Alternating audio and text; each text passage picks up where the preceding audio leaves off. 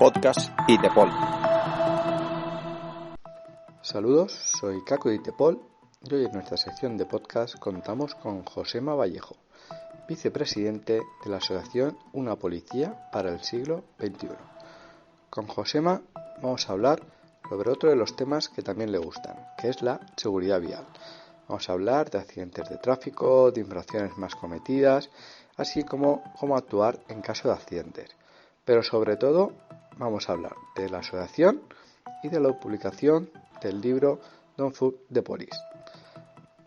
Antes de iniciar, os queremos pedir un pequeño favor que os costará unos pocos segundos, pero que para nosotros es de gran ayuda, que es comentar el audio, tanto en iVoox, iTunes u otras redes sociales, ya que nos ayudará a tener mayor visibilidad y llegar a más personas interesadas. Y ahora sí, damos paso a la entrevista. Bienvenido al podcast, Josema, ¿qué tal estás? Pues muy bien, encantado de estar aquí con vosotros y de saludar a todos los amigos de ITEPOL, un placer. Lo primero, muchas gracias por tenerte ahí con nosotros. Sé que vais a tope con vuestras conferencias, además del trabajo, vida personal y demás. Y nada, a ver, yo creo sinceramente que Josema Vallejo, vicepresidente de una asociación para el siglo XXI, no requiere presentación en el mundo policial, pero por si hubiera algún despistado, Josema, una breve reseña. Bueno, pues está feo eso de que uno se haga una reseña de sí mismo, pero en fin, para los que no me conocen, no me conocéis, bueno, soy Josema Vallejo, soy vicepresidente, como bien has dicho, de una asociación, una policía para el siglo XXI. Soy cabo primero de la Guardia Civil y, bueno, especializado en cuanto al nivel profesional en información, en tráfico. Y en cuanto a nivel académico, pues bueno, soy trabajador social, máster por la Universidad de Zaragoza y, en fin, bueno, pues coleccionando títulos como vamos haciendo un poquito todos con esa intención de ir formándonos poquito a poco para llegar, si es posible y si es que eso puede alcanzarse la excelencia en nuestro trabajo policial, que falta nos hace. Exacto, ese es el objetivo, ¿no? Una mayor profesionalidad para el ciudadano, que al fin y al cabo trabajamos para ellos. Vamos a hablar de otro tema que yo sé que también te gusta, que es la seguridad vial. Y en el libro, que hablaremos también, el que recientemente, bueno, ya lleva unos meses que publicaste junto con Samuel, y creo que ya lleváis un par de ediciones, ¿no? De que rápidamente se acabaron existencias.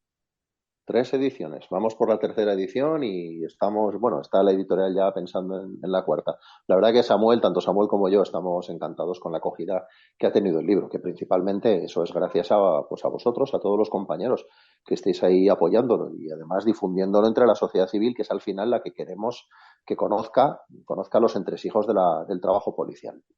Sí, además, el mío lo tiene mi madre, que también le gusta todo este mundo, es defensora, se ha leído los 2 libros anteriores de Samuel, el de Justicia Poética y el de Disidencia, también los tiene y este lo tiene ahí a la espera para leérselo también. Y además que sepáis que os sigue en redes, ¿eh? Muchas veces es ella la que me manda los vídeos de cuando salís, el último, si no habéis hecho otro que desconozca, el de Zaragoza, ¿no? Que os entrevistaron también a los 2 ahí en tu tierra. Sí, estuvimos presentando el libro con David Arraz, que es buen amigo de la asociación, que es diputado autonómico aquí en Cortes de Aragón por el Grupo Vox y que siempre ha estado muy implicado con temas de seguridad ciudadana. Así que, bueno, es un placer que tu madre, como tantas otras personas pertenecientes a la sociedad civil, nos siga. Y de verdad os digo, nos encanta que los compañeros sigan y que se apasionen por la profesión policial mucho más allá de ir a intercambiar tiempo por dinero, ¿no? Que es a lo que algunos compañeros, desgraciadamente, están llegando, pues empujados por la dinámica social que tenemos ahora mismo.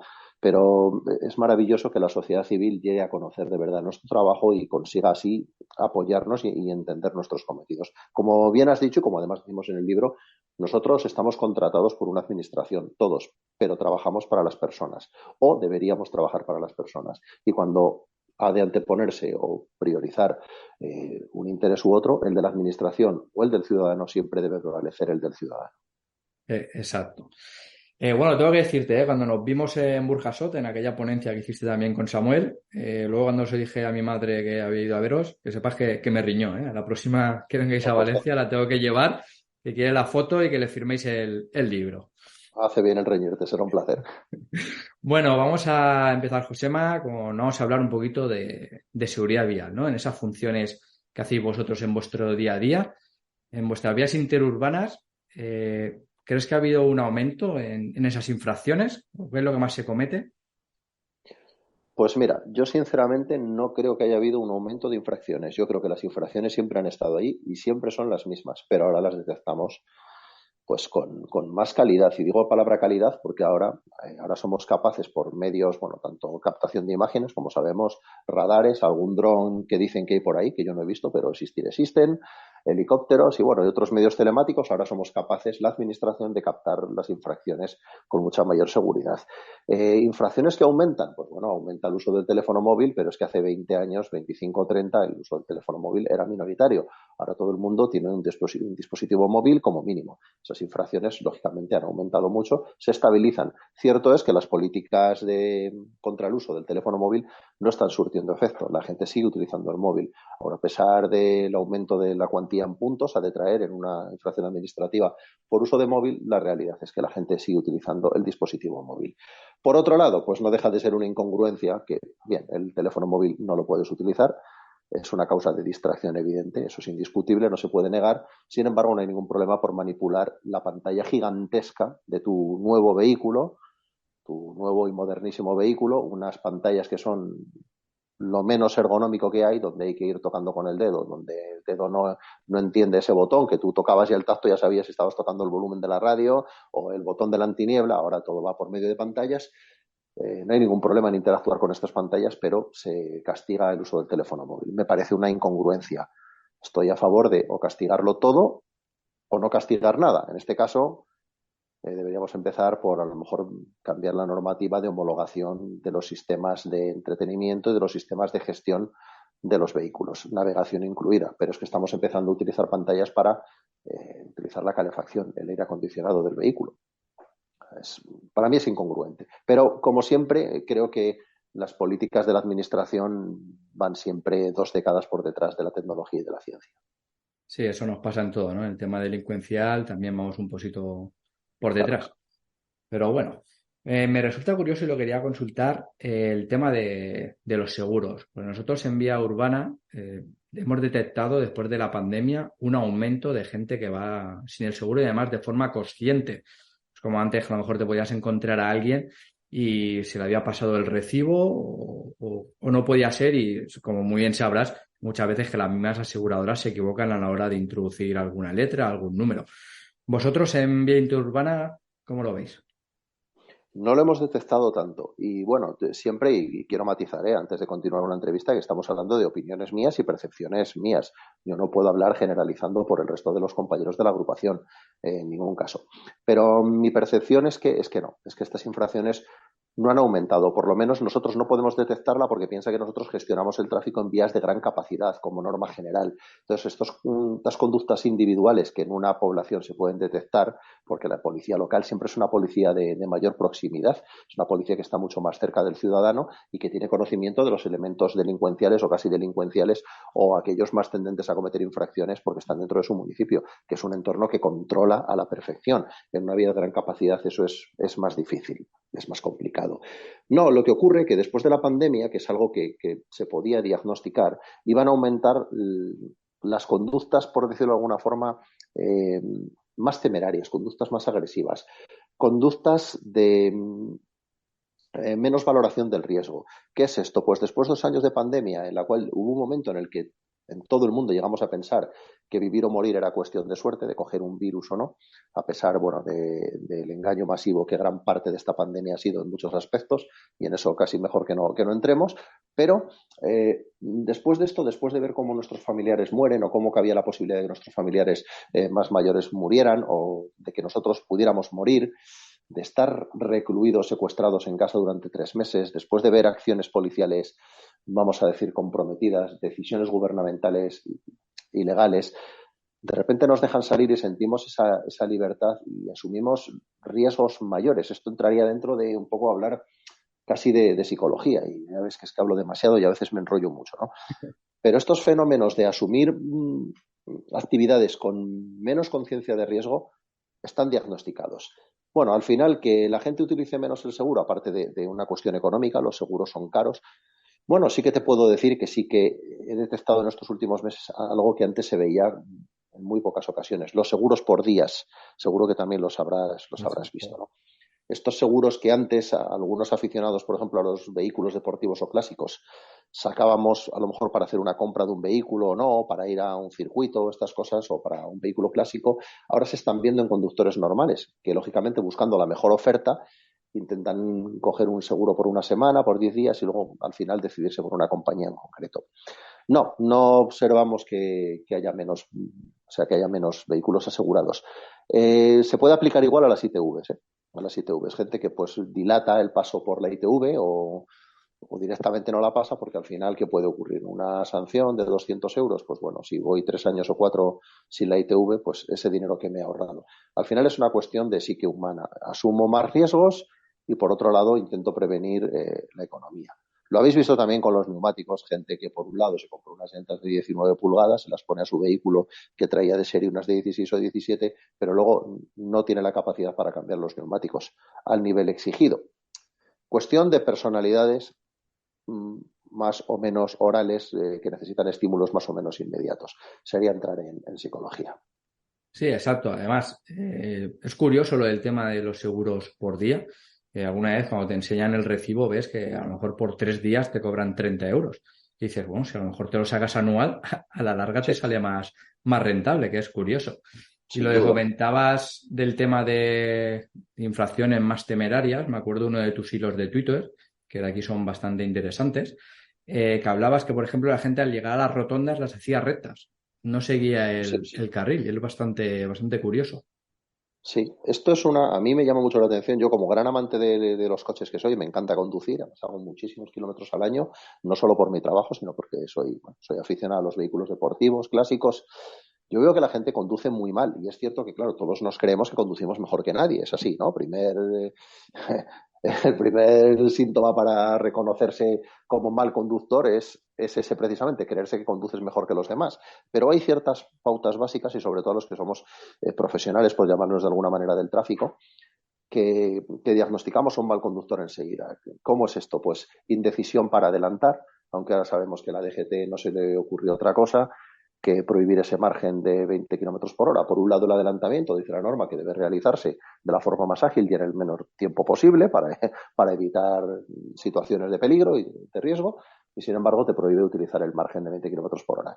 Hay, en fin, demostraciones empíricas más que acreditadas. Una de ellas el doctor Juanjo Alba, que creó ese famoso gráfico, que es de perogrullo al final, pero nadie lo había hecho, que es ver cuánto tiempo tarda un vehículo a velocidad legal sin sobrepasar este margen en adelantar un camión y cuánto sobrepasando el margen.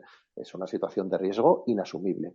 Pues yo me he encontrado con conductores que se pueden adelantar un vehículo articulado y tardan la vida misma, se hace eterno. Les entra puro pánico de acelerar el vehículo. El adelantamiento debe hacerse de la forma más ágil posible. Les entra miedo. Sin embargo, luego llegan a una carretera de curvas, una carretera limitada a 60, y son incapaces de tomar una curva por su lado. Pisan las líneas centrales, trazan las curvas rectas.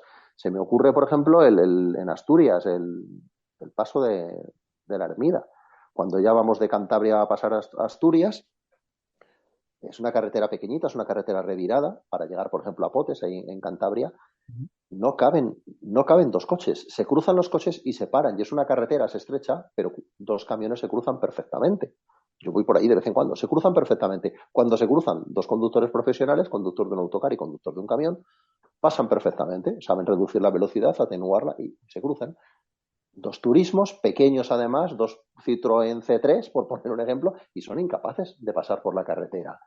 Son esos mismos que luego te tildan de conductor temerario cuando los adelantas en esa carretera sin pisar en ningún momento una línea continua. Llegan a una glorieta y la trazan recta, salen desde el interior. Yo infracciones de estas las veo continuamente, y tú también, y todos los compañeros. Sí, exacto, ¿no? Lo que decías, la gente, sobre todo, pues eso, en vía urbana, hacer los stop como si fuera un al paso, ni eso, y sobre todo velocidad bastante elevadas.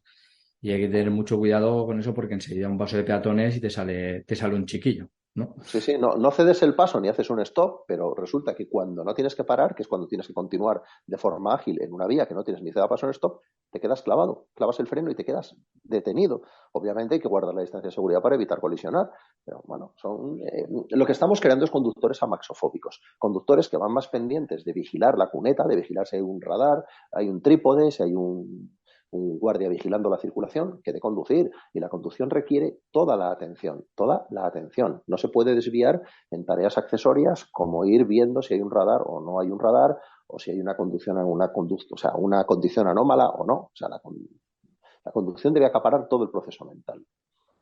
Desde tu experiencia en materia de seguridad vial, con las últimas reformas que han ido tanto a nivel del Código Penal, recientemente el delito de fuga, la introducción del permiso por puntas y demás, ¿tú crees que ha descendido este número de infracciones, que la gente es más consciente y conduce mejor o no?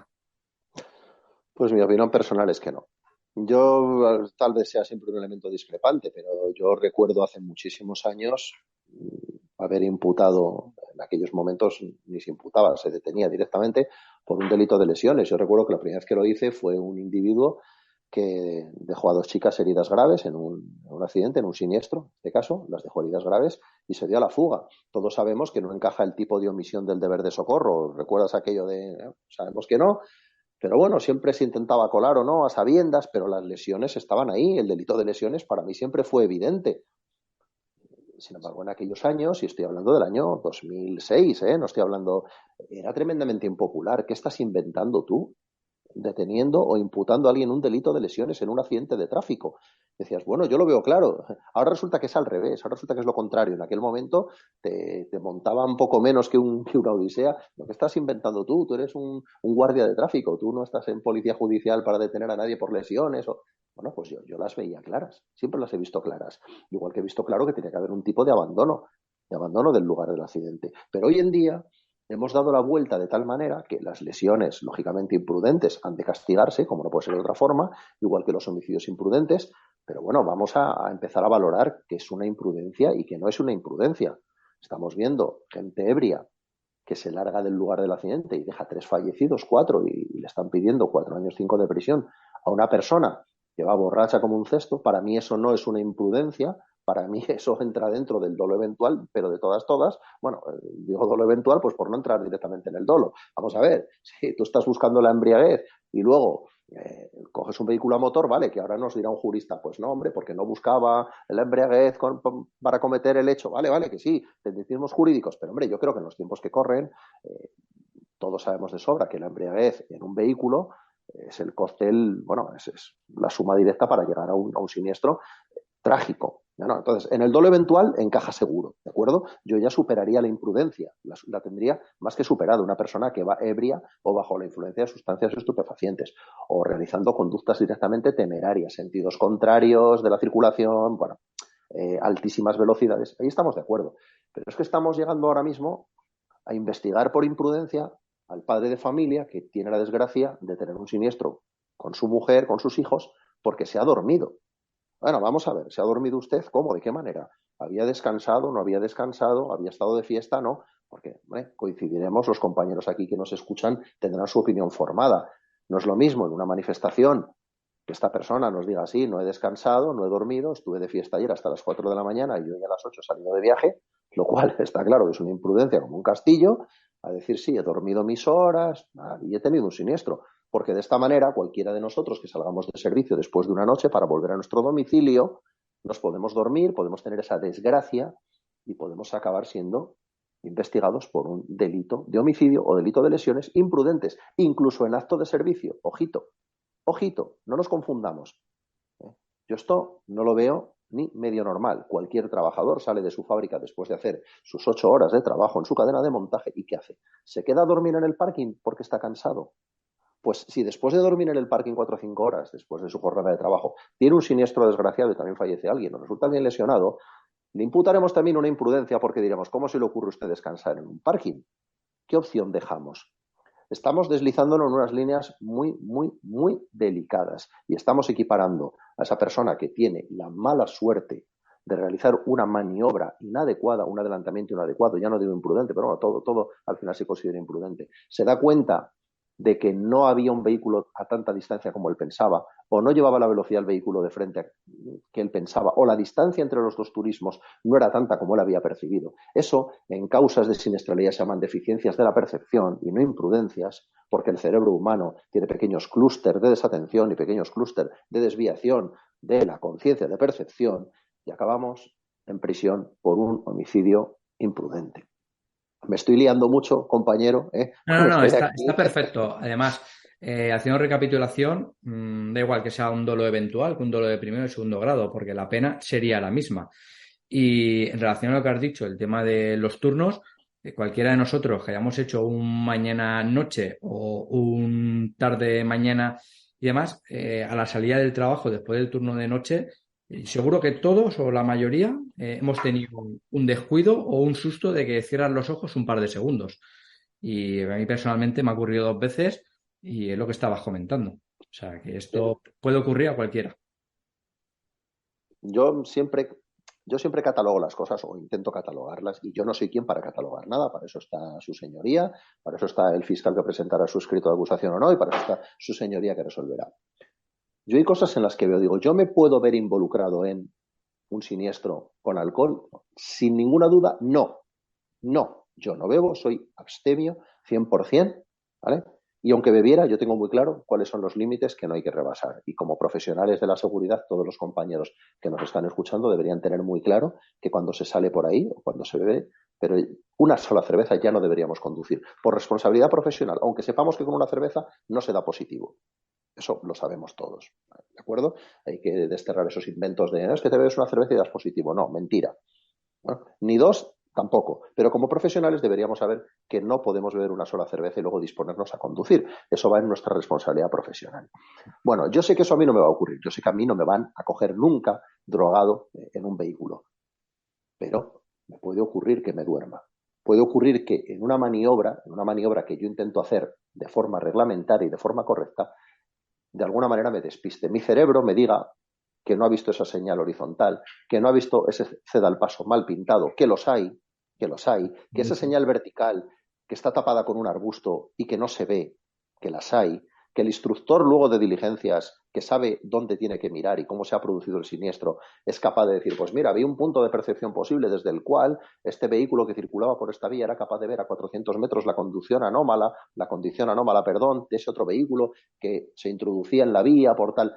Bueno, bien, tú eres el instructor de las diligencias, eres el investigador, tú sabes lo que tienes que mirar, cuándo lo tienes que mirar, sabes qué ha ocurrido. Pero el conductor no puede prever determinadas condiciones anómalas de la vía que dan lugar al siniestro.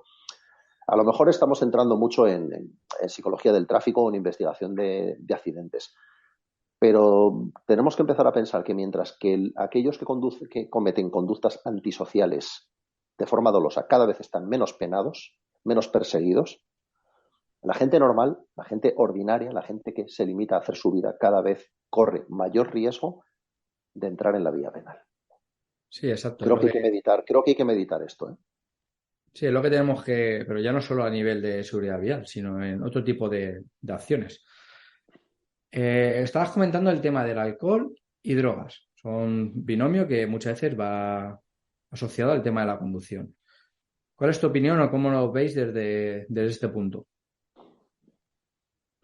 Pues el alcohol, ya ves que no tiene remedio. La gente sigue conduciendo ebria, pasan los años y la gente sigue conduciendo ebria. Es cierto que no estamos hablando de los años 80, ni siquiera de principios de los 90, donde yo he conocido gente, pues todos lo hemos conocido, gente que se ponía a conducir con 0,30, 0,40 sin ningún problema y de hecho pues no pasaba absolutamente nada, una infracción administrativa y se había acabado un tiempo en el que el límite era 0,80. Afortunadamente esto ha cambiado muchísimo, pero hay unos cuantos elementos que siguen conduciendo ebrios y son aquellos elementos patológicos.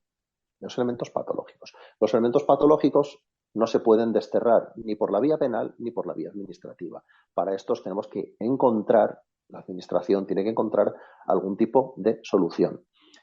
Siempre, o me gusta decir que una persona normal que comete un error, que no debería cometer, como digo, de un día coger el vehículo ebrio, una vez que lo pillen, le va a servir de escarmiento. ¿Por qué? Se va a avergonzar, no va a querer que nadie se entere, le pones 600 euros de multa, 500, 1000, 300, me da lo mismo lo que le pongas, pero es la vergüenza que tiene, los puntos, el dinero, que al final es lo de menos, pasa tanta vergüenza que no quiere que nadie se entere. A eso, a ese tipo de individuos, esto les sirve de escarmiento, les sirve de escarmiento. Ya digo que no deberían haberse dispuesto en esa primera ocasión para coger el vehículo, les sirve de escarmiento, pero hay unos cuantos elementos, y todos lo sabemos, que los coges una vez ebrios, los coges dos, los coges tres, los coges 25 y les da igual. Montan unos pollos tremendos, se ponen a gritar, se ponen a insultar, no te haces con ellos. Y al final, ¿qué? Vía penal, el que, ¿cuándo entran en prisión? ¿En qué momento entran en prisión? Nada, nada. Cuando ya hay un fallecido, ya hay dos fallecidos, ya hay 3 víctimas mortales, en ese momento ponemos da lo mismo. El día que salgan de prisión, si es que pueden volver a conducir, y aunque no tengan permiso de conducir porque haya sido retirado, para conducir igual, pueden llegar a producir otra vez grandes lesionados o fallecidos. ¿Y qué? Otra vez a prisión. El mal ya estará hecho. Son alcohólicos patológicos, son toxicómanos o politoxicómanos. Para ellos la administración tiene que encontrar otra vía. Encontrar otra vía. Para los reincidentes y multireincidentes tiene que encontrar otra vía. Y para la persona que por primera vez se dispone a esto y que, como digo, 100 euros le servirían de escarmiento, a mí no me sirven 100 euros de escarmiento. Creo que las cuantías tienen que aumentarse muchísimo, muchísimo, para que tenga coste, para que delinquir, como en el tráfico, en la seguridad vial, en el alunizaje, en el robo de carteras y en el robo de bancos, me da igual, todo tiene que tener un coste. Si no hay coste, compañero, ya lo sabes, si no hay coste, hay recompensa. Como estabas comentando, tema de reincidente, un caso real, ya a colación también el tema de los seguros, pues nada, pasamos una matrícula de un vehículo mal estacionado, o sea, mal estacionado, estaba circulando, pasamos la matrícula y seguro caducado.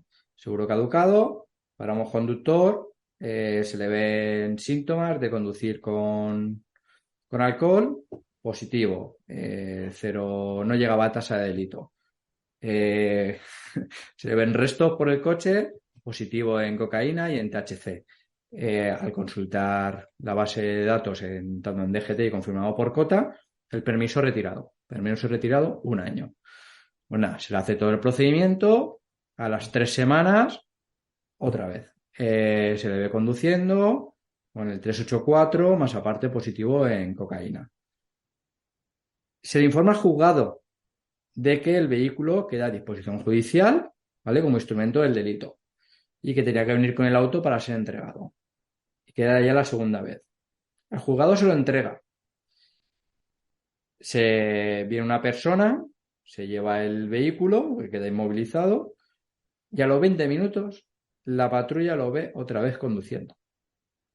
Pero no contento con eso, hubo una cuarta. Sí, todas ellas positivo en drogas y la primera también dio positivo en alcohol. Y ahí está, el juzgado que seguía entregando el vehículo. La pena la tiene ampliada hasta el 2025 de no puede conducir, la privación, pero el vehículo ahí lo tiene. Claro, y si no es ese vehículo será otro, da igual, no pasa nada. No pasa nada. Yo he estado un tiempo dando estos cursos de concienciación que había para estas personas ya que ya se les había retirado los puntos, ya estaban ahí con, en fin, en el ámbito penitenciario, a puntito de entrar, venga, esta última oportunidad, vamos a hacer un curso de concienciación. Les dabas la charla y en la puerta tenía aparcado la moto, el coche, igual, salías y lo tienen. ¿Qué haces con estas personas? Estas personas no son reinsertables, no son reinsertables. Estas no lo son para el entorno vial, para la conducción. Otras no lo son en cuanto a las agresiones sexuales, otras no lo son en cuanto al robo al butrón y otras no lo son en cuanto al hurto de carteras en el metro. No hay más. Hay individuos que observan conductas antisociales y no los vamos a rehabilitar. ¿Qué ocurre? Que mientras tanto pues van dejando tragedias grandes o pequeñas por el camino. Algo habrá que hacer. Pero claro, lo que no puede ser es que la responsabilidad de esto recaiga en el policía. Porque al final el policía puede ser que este señor, que es el caso que has contado, que se da 4 veces, llegará a una quinta y atropellará a una niña en un paso de peatones, por poner un ejemplo. Y entonces llegará todo el pueblo que lo conoce a este señor y le dirá al pobre desgraciado del policía local que llega ahí en ese momento: lo estáis viendo todos los días y no hacéis nada. No hacéis nada, la culpa es vuestra. Oiga, vamos a ver. la responsabilidad ya no puede recaer más en el policía. Exacto, así es. Antes estabas hablando, además, yo sé que has vivido en Francia y en relación al derecho comparado con esta materia decías de aumentar la cuantía. Y si no me equivoco, en Francia la tasa para que sea penal es a partir de 0,40. Aquí la tenemos la tasa objetiva en 0,60 y aparte allí la cuantía estaba establecida en 4.500 euros. Aquí te dan un margen de allí de pena de multa y allí estaba establecida en 4.500 euros. No sé, a lo mejor podría ser otra visión, ¿no? Para tenerlo en cuenta, bajar también esas tasas en tema de alcohol. Eh, a ver, pero si es que la tasa de alcohol no es una tasa de 0,0 por lo de siempre. Aquí en España somos tan garantistas que decimos, bueno, si es 0,0 creará inseguridad jurídica porque en qué momento una persona que haya bebido dejará de beber, serán 10 horas, serán 12, serán 24. Bueno, como digo, tecnicismos que no nos corresponde a nosotros resolverlos. Lo que está claro ahora mismo es que las cuantías son pocas porque no sirven de escarmiento. No causan un quebranto real a una economía media, me refiero. El que no paga multas, ya sabemos que hay una serie de individuos que no pagan ninguna multa, ni de 50 euros ni de 5.000, da igual. Pero hay unas clases, vamos a llamarlas medias, no me gusta mucho esta palabra, pero vamos a llamarlas medias, que tienen que sentir que cuando utilizan el vehículo, influenciados por el alcohol o por las drogas, tienen que tener un quebranto en su economía. Sí, afortunadamente no han lesionado ni han matado a nadie, pero tienen que tener un quebranto en su economía para que tenga un coste. El modelo francés, bueno, pues es un bien, en fin. También hay el modelo francés de velocidad, tampoco me gusta, por ejemplo, que es un modelo con mucha inseguridad. Te detecto con una pistola de estas de radar y te digo que ibas a 160 y te lo tienes que creer, por ponerte un ejemplo, ¿vale? Yo estaba en el programa Tispol también con la gendarmería francesa. Ellos tienen un modelo, por ejemplo, de captura con los vehículos de intercepción. Deben pasar a 170 y salen con su Subaru Impreza o con su Megane RS a 240 hasta que te cogen, te ponen las luces y te adelantan para detectar una infracción administrativa de radar, poner en peligro, en fin, no tiene Yo ningún mismo sentido. de primero. O sea, yo he salido con ellos ahí en el Subaru, digo, ¿pero dónde vais? Y he visto el marcador 150, 160, 180, 240. No, las luces a toda pastilla. Ya has parado a este españolito que bajaba de Disneyland París y bajaba ahí a... Vale, nada, pues una multa a 140 se va. Claro, bajaba el gendarme y detrás estaba el guardia civil. Miraban con cara de decir, ¿dónde ha salido este tío? ¿También estáis aquí? Se ponía cara de marciano, pero bueno, salvo que pasaran los 170, era una cuantía ridícula, pero mientras tanto yo veía que la unidad policial había puesto en riesgo, en fin, la circulación muchísimo más de lo que lo había puesto en riesgo ese señor a una velocidad de 150, por poner un ejemplo.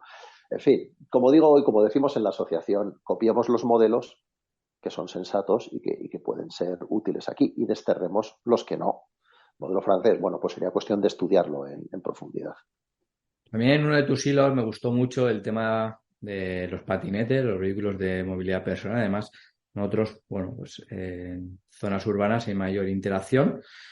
Y ahí acuñabas de que actualmente las vías no están hechas para este tipo de vehículos por toda la interacción que hay entre personas, vehículos pequeños, bicicletas, coches, autobuses, etcétera. Querías comentar, me gustaría que comentaras para la audiencia, para que supieran de tu opinión al respecto. Bueno, yo con esto de los patinetes y para mí esto de la movilidad es un cuento chino y un engaño. Cuanto más movilidad sostenible hay, más insostenible es y más riesgo hay precisamente para aquellos que son más vulnerables.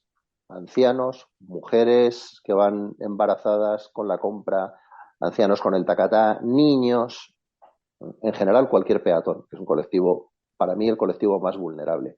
¿En qué momento hemos convertido a un individuo con un patinete, un chaval de 85 kilos o 90 kilos, moviéndose en un patinete a 25 kilómetros por hora? ¿En qué momento hemos convertido a esa persona en colectivo vulnerable? ¿En qué? En que si se estampa de frente contra un camión de reparto que está trabajando el del patinete fallece, pues sí, claro, claro, obviamente que fallece el del patinete. En ese sentido es vulnerable, pero ¿quién se dispone a ponerse en esa situación de vulnerabilidad? Y no digo de forma voluntaria, digo de forma dolosa. Las vías se concibieron para la interacción entre máquina y humano. Repito, máquina y humano. Máquinas que desarrollan una velocidad y que tienen una capacidad de movimiento restringida de alguna manera, y un humano que tiene una velocidad X y otra capacidad de movimiento. A ver si consigo explicarme. Un humano es capaz de ir andando en un vector de dirección y de repente, sin previo aviso, girar sobre sí mismo y cambiar de vector de dirección. Obviamente no lo hace a muy alta velocidad, porque es un humano y va caminando, salvo que vaya corriendo, que puede hacerlo a una velocidad mayor. Un vehículo articulado, un camión de reparto de butano, una furgoneta de un paquetero o un vehículo de turismo no es capaz de hacer eso, por poner un ejemplo. Tiene capacidad de acción, de giro, de desarrollo, marcha atrás, marcha adelante. Para que este vehículo, que pesa 1,5 toneladas, un coche normal, no provoque una desgracia en un peatón, se han creado las normas de tráfico y las vías. Impiden que un vehículo se suba a la acera, por algo están los bordillos. Ahora de repente alguien se ha inventado que es mejor que las calzadas estén a rasante. ¿Qué hacemos? ¿Reducimos la velocidad? Vale, pues ya la reducimos a 30 kilómetros por hora, pero si me subo a la acera que ya no está delimitada con un bordillo, le voy a hacer un buen chandrío al peatón. Para eso tenemos los CEDAS, tenemos los pasos de peatones, tenemos los stop, tenemos las señales semafóricas. Bueno, y a alguien que no es técnico de nada, sino que es un político, se le ha ocurrido que en mitad de esa calzada puede plantar un carril bici, porque yo lo valgo, porque me da la gana, y lo pinto de amarillo, lo pinto de rojo, lo pinto de verde, o pinto los pasos de peatones de colorines, o pongo señales que no son reglamentarias, y hago lo que me da la santa gana. Y cuando un pobre conductor de reparto o de autobús o de lo que sea tiene la desgracia, bueno, pues de cometer una infracción, fíjate que me pongo en el peor caso para el conductor, de cometer una infracción, no ha respetado bien el ceda al paso, no ha terminado de ver a un peatón, pues atropella al peatón, atropella al patinete. Pero claro, cuando atropella al peatón, el peatón lleva una velocidad, pero es que el patinete lleva una velocidad que supera con mucho la capacidad de maniobra de un vehículo. Un patinete llega al paso de peatones o al paso de patinetes que se han inventado, paso de bicicletas que se han inventado, antirreglamentario, llega a una velocidad muchísimo mayor que la de un vehículo en movilidad reducida. Un vehículo en primera marcha o en segunda marcha, que está cruzando por un paso de peatones o haciendo un giro a la derecha o a la izquierda, llega a menos velocidad que un patinete. Es el patinete el que puede interferir la trayectoria del turismo. Bueno, que no quiero pecar de impopular, que lo que quiero decir es que la administración tiene que empezar a tomarse esto en serio. Si de verdad quiere apostar por la movilidad sostenible que llaman ellos y quiere que las ciudades se llenen de bicicletas y de patinetes, lo primero que tiene que hacer es exigir al patinete y a la bicicleta el mismo respeto por la norma que exige al conductor de la motocicleta y al conductor del turismo. Porque si tú un día cogieras un vehículo de turismo, una motocicleta, imitaras la conducta de un patinete o de una bicicleta, saldrías en todos los telediarios del mundo, no digo de España. Ahora voy por la calzada, ahora decido que me convierto en peatón y cruzo un paso de peatones, ahora me salto el semáforo, ahora voy en sentido contrario, ahora me subo por la acera y ahora de repente me bajo de la acera delante de un vehículo. Esto es insostenible. Y debemos empezar a exigir a los políticos de la administración local, con el cuento de la sostenibilidad, que lo que están haciendo es perjudicar, como siempre, al más vulnerable. A la persona invidente, a la persona con capacidades restringidas, con capacidades psicomotrices reducidas, con diversidad funcional. Te plantan un tranvía y no distinguen la infraestructura de la acera, la ponen al mismo nivel, al mismo rasante y sin cambios de colores, sin cambios de texturas y sin cambios de nada. Y lo más que puede hacer una persona con capacidad reducida de visión o de audición es esperar a que suene el clink clink del tranvía, si es que tiene la fortuna de oírlo, y le pasa por encima. Y luego llegamos y decimos, es que esta señora ha cruzado delante del tranvía. ¿Pero cómo no va a cruzar delante del tranvía esta señora? Si no se distingue acera, de calzada, de vía del tren, de paso de bicicleta, de peatones. No todos tenemos 30 años y las capacidades óptimas para ir por una vía urbana. Con la movilidad sostenible ustedes están cargando al colectivo más vulnerable, que es el peatón, sobre todo aquel que tiene diversidad funcional o capacidades reducidas. Me pongo de los nervios, perdóname. Nada, además, esto que estabas diciendo de que hay que exigirle a la administración, en la memoria de la Fiscalía General del Estado de este último año, digamos que atiza un poquito también, ¿no? Y en relación a los vehículos de movilidad personal, que dice que se debería regular un poquito más, como mínimo, un seguro o un tipo de carné o el casco obligatorio, de que se está viendo un aumento de infracciones por este tipo de conductores. Y sí que lo menciona en la Fiscalía, sí que lo recoge. Sí, bien, vale, pues bien, lo recoge ¿y qué? ¿Y qué? Ya está. Pues bien, lo recoge, vale. pues habrá que tomar alguna iniciativa más. No es, yo tengo grabaciones, yo llevo una cámara en mi vehículo, porque digo, si es que cualquier día voy a atropellar a un ciclista, voy a atropellar a un señor de estos de un patinete y acabaré investigado por un delito de lesiones o un delito de homicidio, Dios no lo quiera, por favor. Los tengo grabados porque yo como investigador de accidentes durante muchos años he llegado a la conclusión de que hay siniestros que es imposible esclarecer. Cuando cualquier persona en mitad de una glorieta, por poner un ejemplo, en estas glorietas urbanas de 3 carriles, atropella un patinete, ¿qué policía, investigador de accidentes, es capaz de discernir si esta persona ha llevado la colisión por detrás, lateral, si el patinete se cruzaba en ese momento o no? Yo tengo grabaciones espeluznantes en las cuales, si esa grabación no se aporta, la responsabilidad del atropello hubiera recaído directamente en mí, porque hubieran dicho, no, hombre, este señor va por aquí circulando y usted no lo ha visto y se lo ha llevado puesto. No, oiga, de ninguna manera. ¿Ve usted cómo esta persona, de repente, de la nada, aparece por mitad de una glorieta, se tira de la acera y cruza transversalmente la glorieta? ¿Lo ve? Eso es una temeridad, eso es una barbaridad. Una barbaridad. Tengo grabaciones en las cuales un individuo con una bicicleta se tira en sentido contrario a la calzada para introducirse en una vía en dirección prohibida por la que voy yo con mi vehículo. Y no lo atropello porque llevo una velocidad muy, muy reducida. Pero no solo eso, encima entran en conflicto directo a nada que por pura inercia, por puro instinto hagas plim en el claxon, por puro instinto, o pegues un frenazo. Gritan, insultan, avasallan. Bueno, pues como hay conductores en vehículo a motor que hacen exactamente lo mismo, tenemos que empezar a ponerle un coto muy serio a estas conductas. Y aquí a los compañeros de policía local les animo a que en este sentido, que son ellos los que tienen de alguna manera, empiecen a tomarse esto en serio y empiecen a denunciar infracciones, pero vamos, sin perdonar ni una. Ni cascos con uso de teléfono móvil con el patinete, en la bicicleta, eso está a la orden del día, todos generalizar, no me gusta de verdad, pero una gran mayoría con los cascos puestos, escuchando música, haciendo uso del teléfono móvil. Va a ver que esto hay que empezar a ponerle un remedio. Sí, no, exacto, toda la razón, y además un buen consejo que vamos a notar es el tema de llevar una camarita también en nuestro vehículo para este tipo de situaciones. Y lo que comentabas, que antes también lo has reseñado, es el tema de las bicicletas cuando te quieren cruzar por el paso de peatones, que no deben. Entonces, no deben ni reseñado. pueden, si quieren cruzar por el paso de peatones, deben bajarse de la bicicleta. Pero da igual, no lo saben o no lo quieren saber. Lo más triste es que la mayoría de ellos son conductores también de vehículo a motor y deberían saberlo. Pero claro, ahora llega la administración y paralelo al paso de peatones no se le ha ocurrido otra cosa que pintar 2 líneas de color blanco, discontinuas en unos municipios, en otros las pintan continuas, en unos las pintan antes del paso de peatones, en otros las pintan después, en unos las señalizan con una señal vertical inventada, en otros no la señalizan. Entonces, claro, tú como conductor de vehículo a motor debes adivinar. A lo mejor te acercas a un paso de peatones de colorines, eso no es un paso de peatones ni es nada, pero bueno, te debes acercar ahí, debes adivinar que el de la bicicleta que viene va a frenar, no va a frenar, va a bajar, ¿no? Se va a parar, va a descender de la bicicleta, va a cruzar. Detrás del paso de peatones hay una línea pintada que le permite el cruce de la bicicleta, no. Hay una acera donde viene un carril bici o la acera a continuación sí tiene carril bici pero antes no lo tiene. Es un despropósito y en las diligencias de investigación de accidentes debemos empezar a responsabilizar a la administración cuando tiene responsabilidad. No decir, sí, el conductor del vehículo a motor habrá cometido esta infracción, si la ha cometido o no. El conductor del ciclo o del patinete, del vehículo de movilidad personal, habrá cometido esta infracción o no. Pero además la administración ha cometido esta infracción y esta.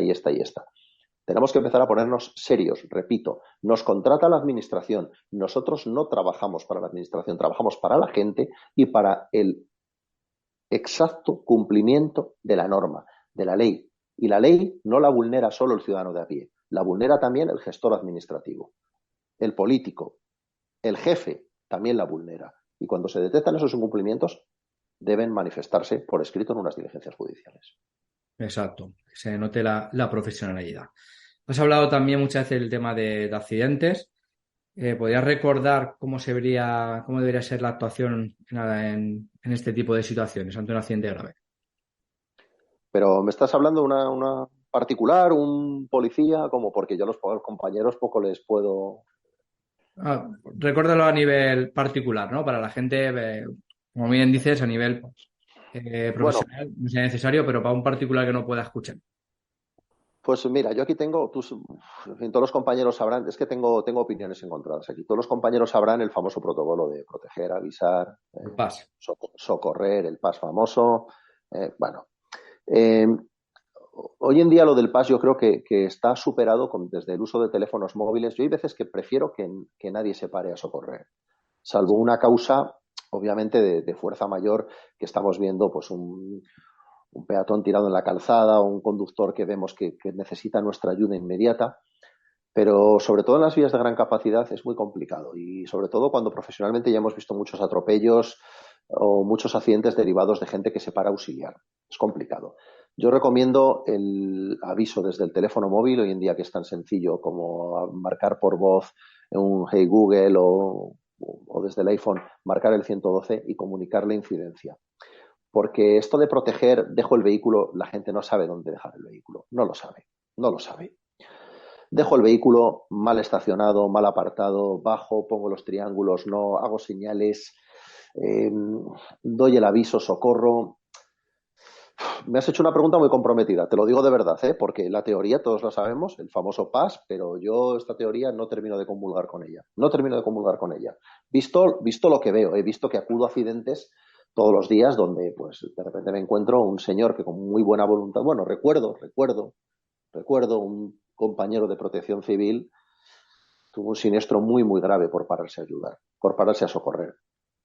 Paró su vehículo mal, lo señalizó peor y él se colocó aún peor todavía, aún peor todavía.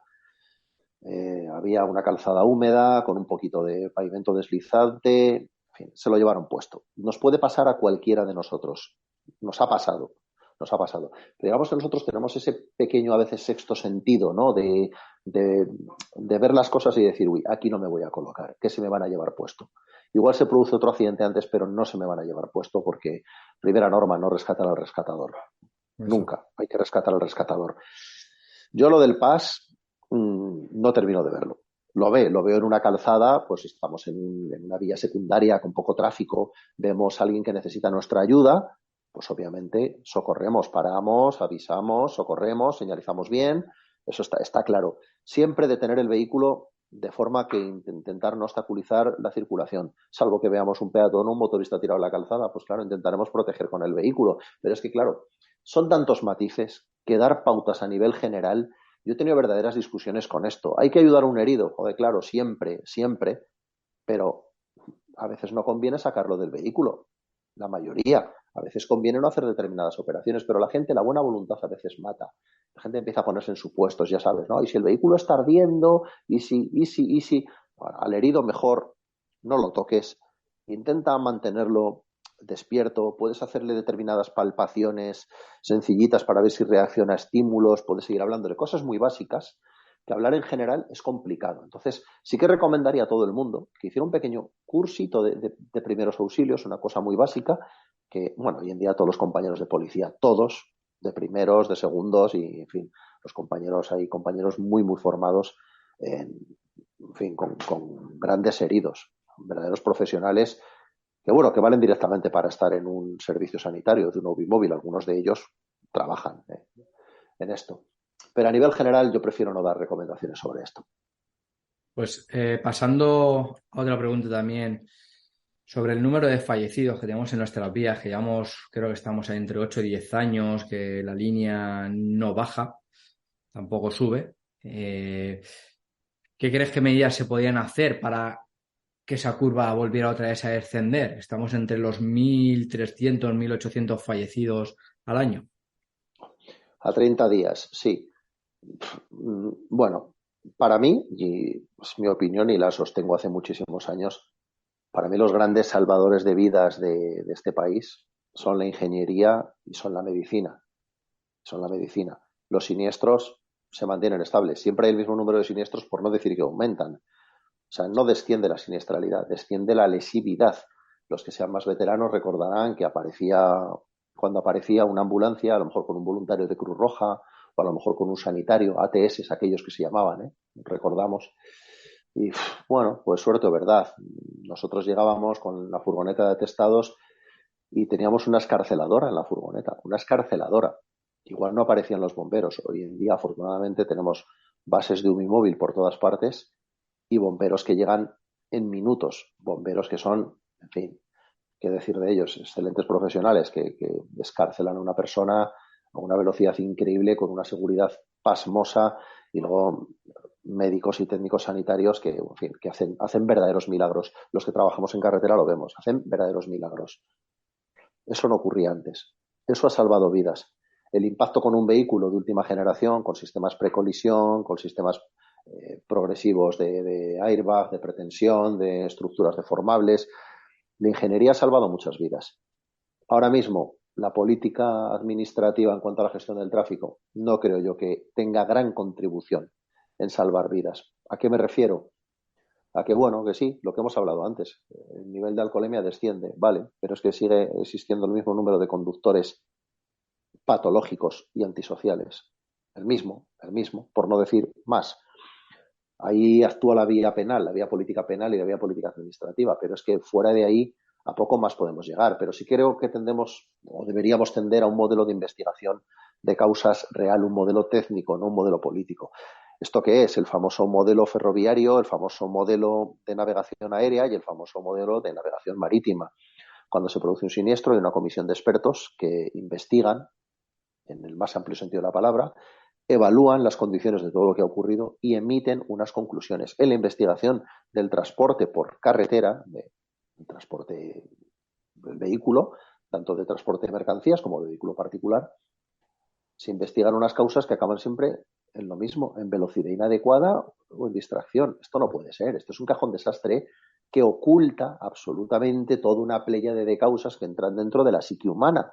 Ya sabemos, factor vía, factor vehículo, factor humano, pero es que solo se atiende al factor humano. Obviamente el factor humano es el mayor productor de siniestros, pero bueno, hay que investigar las causas. En un accidente aéreo tenemos una seguridad, solo una.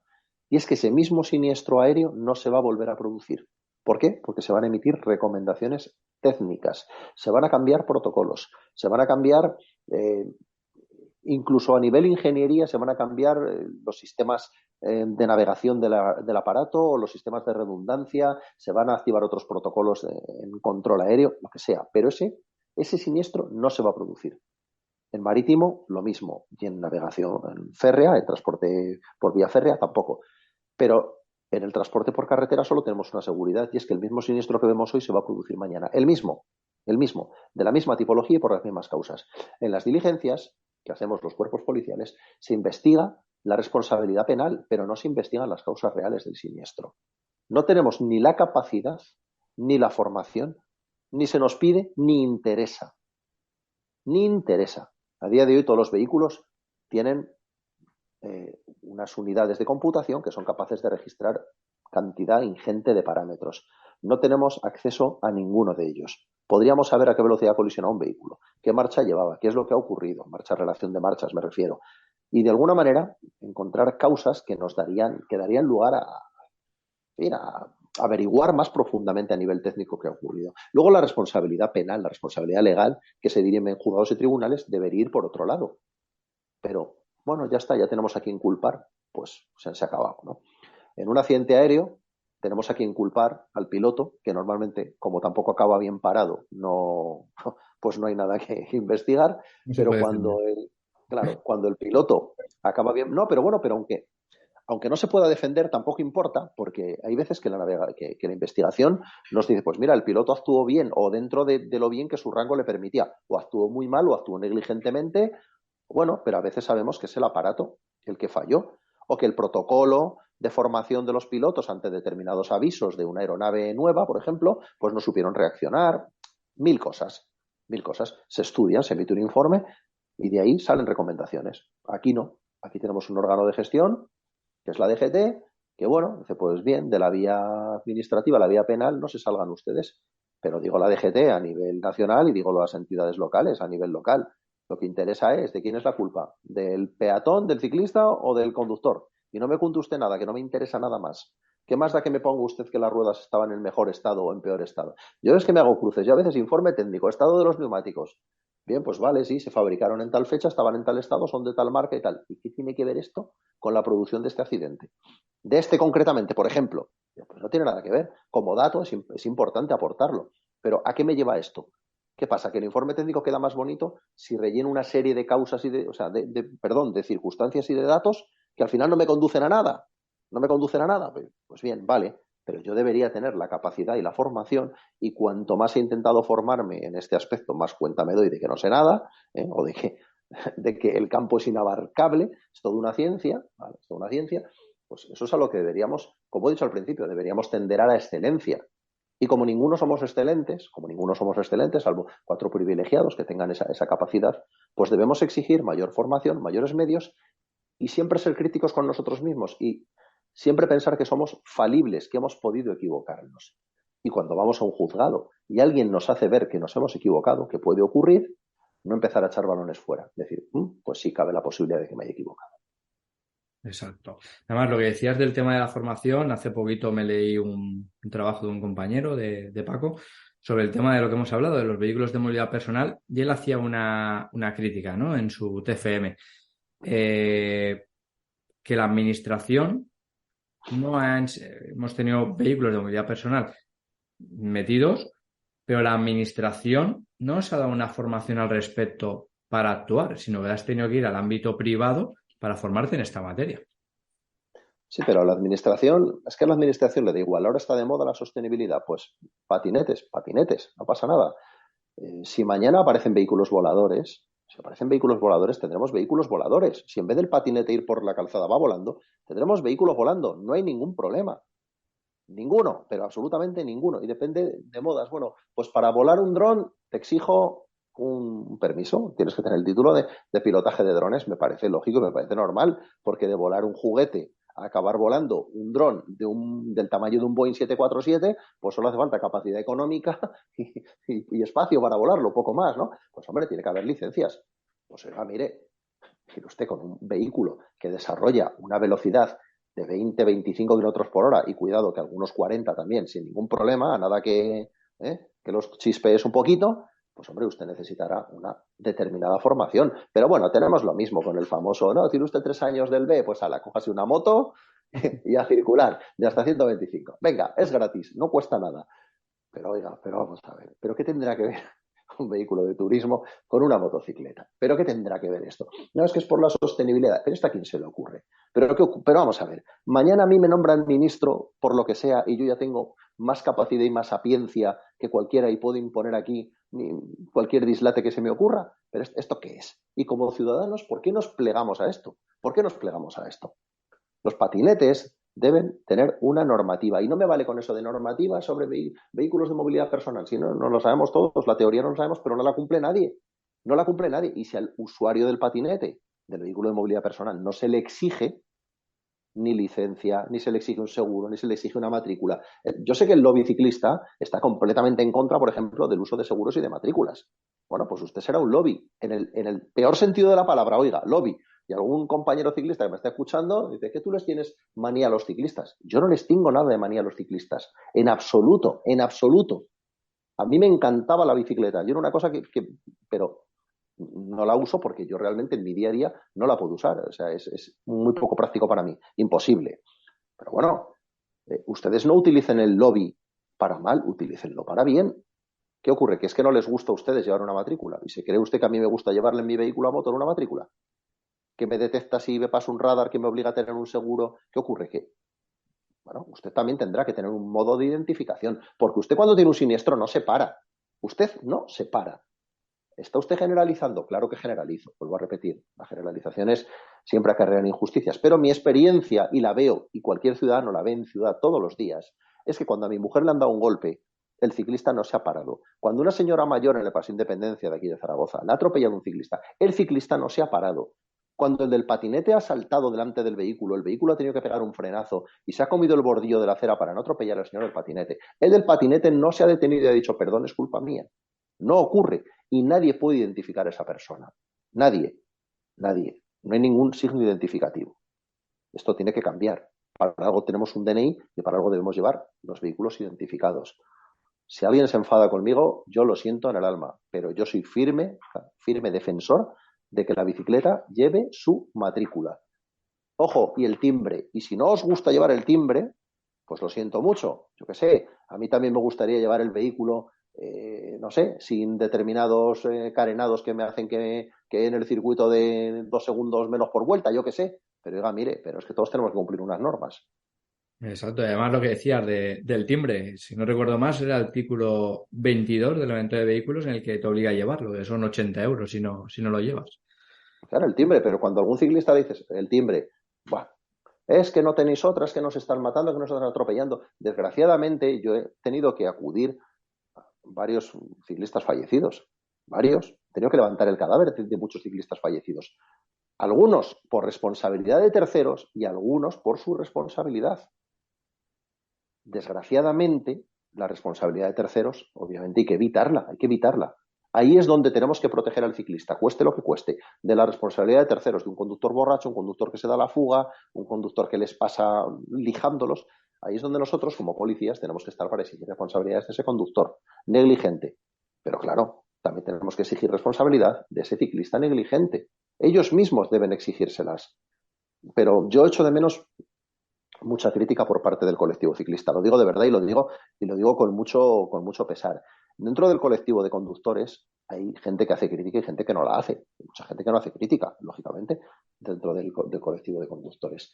Pero para ellos la administración trabaja en perseguir conductas dolosas y conductas negligentes, como por la vía administrativa y por la vía penal. Pero es que la Administración no está trabajando para perseguir las conductas negligentes y dolosas de los vehículos de movilidad personal y de los ciclos. Esto es así. Queda dicho y a ver si nos escuchan y se hace algo más. Vamos a cambiar un poquito de cosas tristes, accidentes y fallecidos y a ver si nos puede dar algo de luz. Yo sé que te gusta mucho el tema de los vehículos. Relacionado con nuestro trabajo, ¿qué características crees que debería de tener un vehículo policial? Y no lo que tenemos ahora, que es más bien un vehículo que lo ponen un par de pegatinas y sirena y es un coche policía. Pues esto, bueno, para mí yo del vehículo policial he escrito mucho y bueno, y he tratado mucho el tema. Para mí el vehículo policial ideal es el vehículo policial que el policía de una determinada demarcación necesita. Esto es, tu compañero no necesitas el mismo vehículo policial que yo, seguro, seguro, seguro. El compañero de una zona de montaña, de alta montaña, no necesita el mismo vehículo policial que el compañero que esté destinado en una zona de costa, seguro que no. Y el compañero de una zona con alta delincuencia no necesita el mismo que el de un pueblecito donde no pasa ni el tiempo. Está clarísimo. Entonces, ¿qué podemos hablar de un vehículo policial estándar? Pues bueno, que tenga un volumen amplio, de manera que sea resistente a los impactos, en caso de impactos voluntarios por delincuencia y en caso de siniestralidad, que es la principal causa de lesión en acto de servicio, el accidente de tráfico, desgraciadamente, pues bueno, esos dos parámetros digamos que deberían ser condición sine qua non, ¿vale? Pero claro está, escuchen a los patrulleros, escuchen a los patrulleros. A nivel general, pues yo entiendo que un cuerpo como la Policía Nacional, como la Guardia Civil, no pueden escuchar a cada patrullero de cada zona. Ah, no, ¿qué necesitamos para unas unidades de tráfico? Pues un vehículo que va a estar mucho tiempo en carretera tiene que tener un motor grande, un motor como mínimo potente, que sea capaz de estar mucho tiempo en funcionamiento, que haya demostrado fiabilidad, que sea seguro y que tenga capacidad de carga. Nos estamos encontrando vehículos en los que detrás, en los asientos del pasajero, tenemos que llevar todo tipo de artilugios de uso personal, porque en el maletero obviamente ya no caben conos, balizas, panlux, señales. Bueno, no se puede llevar un detenido porque no tienen mampara. En fin, tiene que haber ciertos requerimientos, pero al patrullero de una población, pregúntele usted qué necesita. Porque a lo mejor ese patrullero necesita un vehículo de poco volumen, porque el 80% de las calles de su población son pequeñitas. Son pequeñas, son estrechas. No lo sé, pero a nivel general, gran capacidad de carga, seguridad, por supuesto, activa y pasiva, y cierta fiabilidad. Esto es que no es una ciencia exacta, pero cada uno sabe. Yo estoy convencido de que si tú y yo nos tomáramos mañana un cortado y tal, tú me dirías qué coche necesitas. Y un compañero tuyo que esté en el centro de Madrid nos diría que necesita otro tipo de vehículo. ¿Qué necesitamos para la línea de la Concepción? ¿Están invistiendo a los compañeros todos los días los narcotraficantes? Pues necesitamos un vehículo cuasi blindado. Un vehículo con un motor de 4.500 centímetros cúbicos, con 8 cilindros, si hace falta, con 400 caballos y con unas barras así. De manera que cuando venga uno a estamparse, diga, ven, ven aquí, majo, ven, que te voy a estampar yo a ti. Que el que vas a acabar en el hospital eres tú. No yo con mi Citroën Picasso, que a nada que me des un toquecito así, voy a acabar boca abajo dando 2 vueltas. Porque no tengo capacidad de absorber un impacto. Frontal, por supuesto que no, y lateral, de ninguna manera, de ninguna manera. Y en tu unidad de policial, pues hay un pueblecito pequeño, más o menos grande, pues a lo mejor necesitas un vehículo ágil con su mampara para poder llevar un momento dado un detenido, pero en un momento dado pues meterte por una callejuela. No lo sé. No hay una ciencia exacta, solo lo que decimos en la asociación siempre, en una policía para el siglo XXI, escuchad al patrullero, escuchad al tío que sale todas las mañanas, todas las tardes y todas las noches, ¿qué necesita? En base a lo que necesite le dais. Yo Exacto. creo que ese es el único requisito. Además, es importante resaltar lo que has comentado porque llevamos el maletero lleno de todo, incluso nos ponen armarios para que esté todo más ordenado y tenemos que llevar en los asientos de atrás las maletas esas mochilas de trabajo donde llevamos nuestras actas, nuestro kit, etcétera, etcétera. Claro, si tenemos que ir tenemos un seguimiento o tenemos que ir a una intervención rápida, eso también se desplaza y aquí no le ha pasado que lo que tenía detrás de repente aparece delante, pudiendo ocasionar un accidente grave.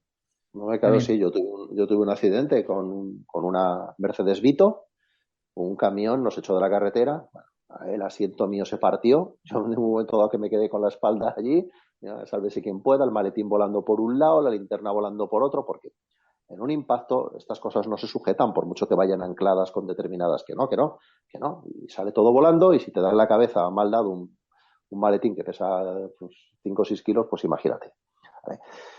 Bueno, lo que tenemos que evitar, pues lo que ha pasado ahora, la noticia que hay de Guardia Civil, coches eléctricos muertos de asco porque no se pueden cargar, motos del Seprona que no tienen autonomía, vehículos policiales que no, o en Estados Unidos ha ocurrido, que no pueden afrontar un seguimiento, ya no digo una persecución, un seguimiento porque se descargan. Pues bien, pues estamos en el siglo que estamos y en la época que estamos. Pues muy bien, deme usted un Porsche Taycan Cross que vale casi 200.000 euros, ¿vale? Me lo rotule de Guardia Civil de Tráfico, es estupendo y maravilloso.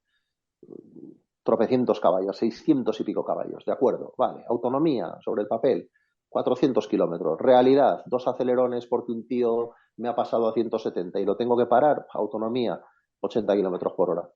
En cuanto tenga que ir un accidente, tengo que avisar a Cota porque, digo, pues mire, llevo un coche de 200.000 euros, pero el siniestro está a 70 kilómetros y la autonomía me marca 65.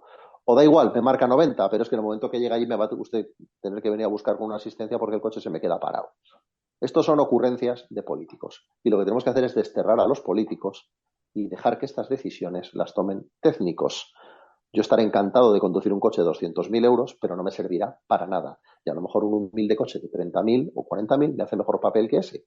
Y a veces, sin necesitar un coche de 100.000 euros, a veces sí, otras veces no. exacto, igual que estabas comentando el tema de los vehículos, lo extrapolamos también al tema de las pistolas de votación, ¿no? Que también ha generado esa controversia. Pues bien, pues mire, yo no necesito una pistola de altísima gama porque no soy no sé, no soy un UEI, no soy un GEO, no soy un tirador experto. Pues mira, no necesito que se gaste usted 1.000 euros en un arma de baquelita de altísima precisión para un patrullero normal. Pero hombre, lo que no me dote usted es de un juguete peligroso. No, hombre, claro, es que ¿cuántas veces disparáis en la vida? Hombre, pues No, con que si es, tenga que hacerlo una si es vez, me posible, sobra. claro, si es posible ninguna, oiga, si es posible, pero oiga, ya me permitirá, o perdón, si no quiero que cuando vaya a disparar me pase como en el Mortadelo, que salga la corredera para un lado y, en fin, pues bueno, ya disculparán ustedes, pero claro, las asociaciones, es que se ponen muy tontas las asociaciones, es que mira cómo son las asociaciones que quieren una Glock, ni quiero una Glock, ni quiero una HK, ni quiero nada, queremos un arma que funcione, ya está. Primen ustedes en un concurso, primen la fiabilidad y luego el precio. No se gasten 1.000 euros, pero no racaneen, que están hablando de la vida de sus profesionales y de la vida de terceros. Exacto, en seguridad no habría que escatimar nunca. Bueno, para ir finalizando, Josema, el libro que habéis publicado, que yo creo que tiene, lo podrás decir, que tiene bastante éxito, que ya van a hacer la cuarta edición. Si hay algún compañero que no tiene ese libro, ¿qué se le podría decir? Yo de aquí lo recomiendo, pero tú que eres uno de los autores, ¿qué se van a encontrar ahí? Pues mira, la verdad que hemos escrito el libro con mucho cariño. Nos lo propuso Esfera de los Libros y Dijimos, bueno, pues es algo que habíamos estudiado Samuel y yo en su momento. Dijimos, tenemos que contar un poco qué modelo tenemos en la asociación, cómo están sucediendo las cosas. Y ha ocurrido algo para mí maravilloso. ¿Y sabes qué es? Que todo el compañero que lo lee, todo el mundo se ve reconocido y todo el mundo nos está diciendo, mira, yo esto lo he vivido, yo esto también pensaba así, yo esto me suena. Todo el mundo hay una parte del libro que se ve representado, se ve reconocido, que puede contar una historia similar o que tiene un pensamiento sobre lo que debería ser la organización muy similar. Entonces, creo que ahí está la voz, creo que lo hemos conseguido, y por lo que nos dicen, humildemente te lo digo, por lo que nos dicen los compañeros, que hemos conseguido recoger un poco el sentir de todos, desde los vigilantes privados de Renfe, de un supermercado, a los funcionarios de prisiones, a militares que están en nuestros ejércitos haciendo una labor espectacular, a policías del último pueblecito de la sierra, al policía de una gran capital, Policía Nacional, Guardia Civil, Mossos d'Esquadra, Forales, Ertzaintza. Hemos hablado con un montón de gente que, bueno, estamos encantados porque nos dicen, siempre se ven reconocidos en alguna parte del libro. De verdad, el libro creo que merece la pena, obviamente, porque soy el autor y estaré encantado de que el libro se venda mucho. Samuel y yo estaremos encantados, pero porque creo que lo que tenemos que hacer como profesionales, más que leerlo, fíjate lo que te digo, es recomendarlo a la sociedad civil. De verdad, la sociedad civil tiene que conocer de verdad a qué se están enfrentando sus policías. ¿A qué se están enfrentando sus policías? Está todavía el pensamiento, lo podemos leer en redes sociales, en medios, de que el policía local sale a pasar la mañana poniendo multas de tráfico a las mamás que van a recoger a los niños al cole. Hay gente que todavía piensa esto. Eso no es ni el 2% de la actividad de una policía local, ni el 2%. Hay gente que piensa que la Guardia Civil de Tráfico salimos a poner el radar y a denunciar por ahí. Eso no es ni el 2 ni el 5% de lo que hacemos. Hay gente que piensa que la Policía Nacional pues se dedica a pasear por ahí, a estar en el bar tomando el cortadito, de vez en cuando detiene a alguien y realmente no se dan cuenta de lo que tenemos ahora mismo, porque claro, el que vive en un barrio normal pues no se está dando cuenta de lo que le va a venir. El que vive en un barrio conflictivo, en un barrio obrero que se empieza a degradar, ya hace tiempo que se está dando cuenta, desgraciadamente para él. Pero la sociedad tiene que conocer realmente lo que hay. Una policía de proximidad, una policía cercana, es una policía querida por los ciudadanos, porque conoce el trabajo que está haciendo. Tú no puedes empatizar con el panadero, por ejemplo, si tú vas a comprar el pan y te llevas tu barra de pan y dices, pues es más barato, más caro, es mejor pan, es peor pan. Pero si valoras que el panadero artesano, se ha levantado a las 4 de la mañana, lleva desde las 4 de la mañana haciendo el pan, igual la cosa cambia. Pues si tú conoces el trabajo real de tu policía, igual llega un momento en el que dices, uy, la policía en el bar, qué bien. Cuanto más tiempo, queridos amigos, queridos ciudadanos, pasa la policía en el bar sin hacer nada o paseando con el coche patrulla, es que mejor va la sociedad. Mejor va la sociedad.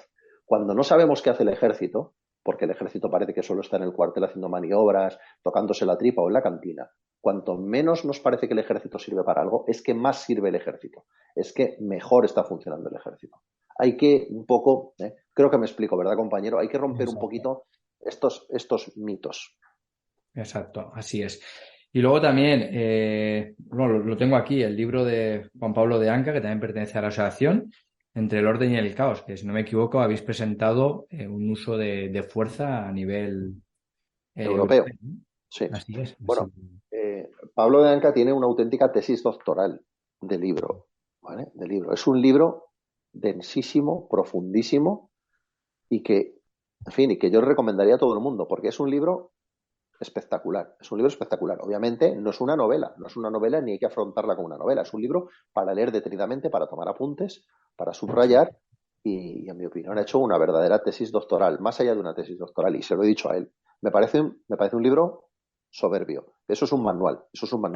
Lo que hemos escrito Samuel y yo, obviamente es un ensayo, en algunos puntos novelados. Don't Fuck the Police es un libro que se lee ameno, que se lee rápido y que se lee con mucha comodidad y en el que todo el mundo se ve representado. Pero el libro de Pablo de Anca es un auténtico manual profesional. Sí, Para mí me parece un libro brillante.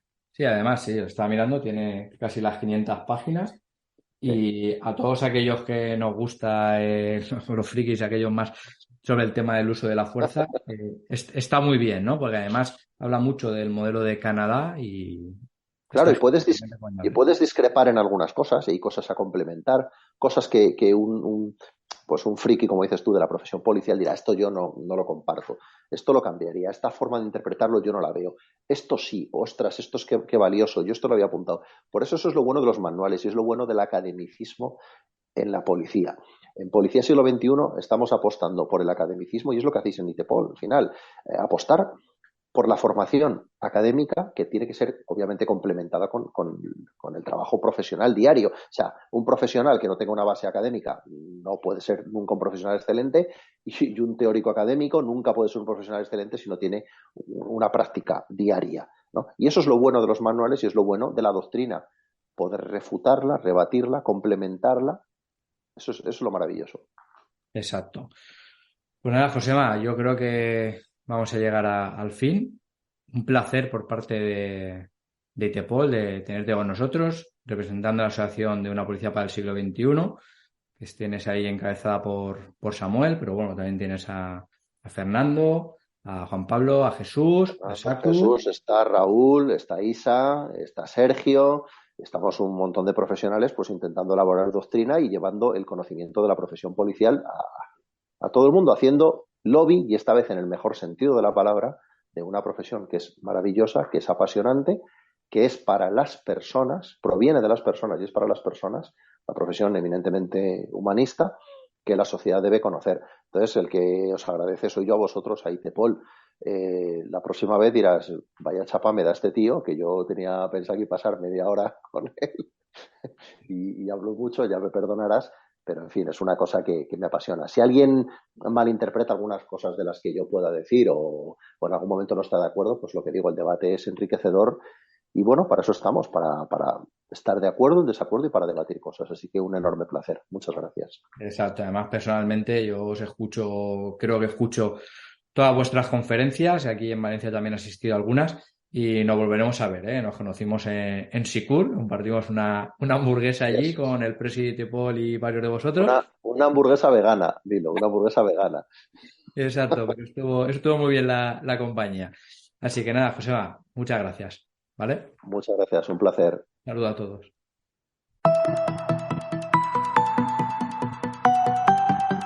Podcast ITEPOL.